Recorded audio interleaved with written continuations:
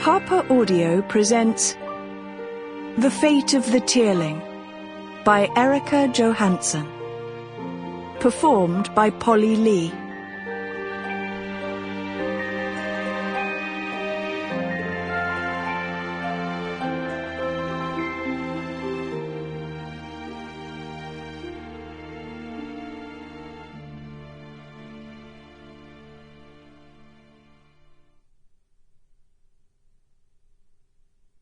The Orphan. Long before the Red Queen of Mortmesne came to power, the Glace Vert was already a lost cause. It was a forgotten tiger in the shadow of the Fair Witch, its hardened plains revealing only the barest hint of grass, its few villages mere huddles of huts and mires. Few chose to venture north of the Cité Marche, unless no other option presented itself, for life on these plains was harsh. Each summer the villagers of the Glace Vert sweltered. Each winter they froze and starved. This year, however, they had something new to fear. The frozen hamlets were sealed tight, surrounded by newly built fences, and behind these fences men sat sleepless, hunting knives across their knees, little more than shadow sentinels. Clouds covered the moon, though these clouds did not yet signify the snows of Fair Witch winter. On the foothills above, wolves howled in their strange language, mourning the scarcity of food. Soon, desperation would drive the packs south into the forests to hunt for squirrels and stoats, or the rare small child foolish enough to venture alone into the winter woods. But now, all at once, at 10 minutes past 2, the wolves fell silent.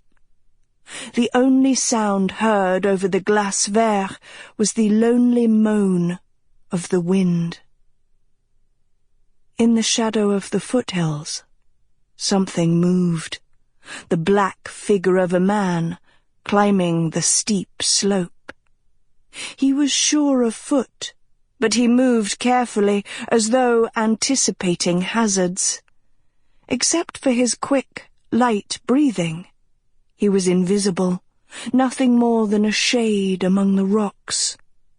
He had come through Ethan's copse, stopping there for 2 days before continuing northward. During his time in the village, he had heard all manner of tales about the plague that beset its inhabitants, a creature who walked in the night, taking the young. This creature had an old name in the Upper Fair Witch: the Orphan.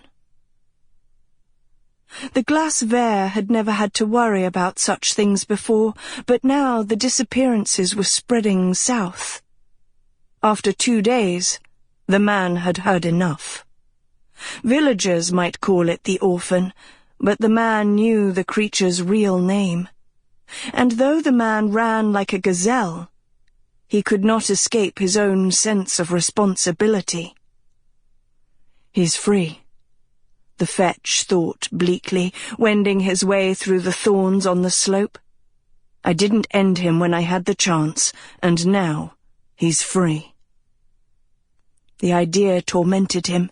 He had ignored the presence of Roe Finn in the Fair Witch for many years because the man was contained. Every few years a child would disappear. Unfortunate, but there were greater evils to contend with. The Tearling, for starters, where nearly 50 children disappeared every month under a state seal of approval. Even before the vast evil of the shipment, the Tear had always been like a wayward child, needing constant care. The Raleighs alternated between indifference. Sample complete. Ready to continue?